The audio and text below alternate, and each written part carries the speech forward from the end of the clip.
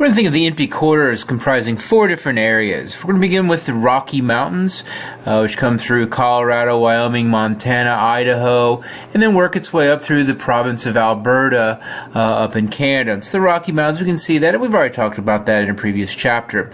Next up, we'll look at the second section, will be the Great Basin, also known as the Intermontane West.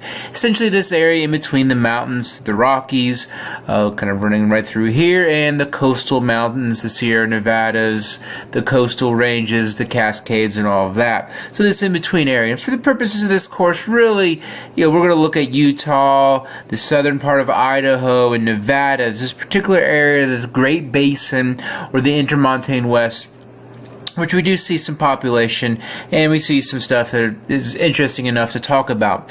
Our next area is the Canadian Northlands, or just the Canadian North, and that's going to comprise all this vast area up in northern Canada, the Northern Territory, Yukon Territory, Nunavut, these very, very sparsely populated areas that also relate to where we find the tundra and the taiga, but the tundra is very inhabitable.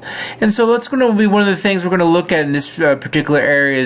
The reason why it's so empty is there's just pretty much these limiting factors. The physical geography does not lend itself useful for a place to live. Finally, we'll look at Alaska. Alaska is so stinking big, so vast, such a big area. It's hard to essentially look at it as one central, one simple area that's all the same. It's very diverse, very complex. It has the island areas. It has an area that has a good amount of precipitation. Then it has also very dry, cold areas. It also has very rugged interior areas. And so these are the 4 different areas of the empty quarter that we'll look at. The Rocky Mountains, the Intermontane West, the Canadian Northlands, and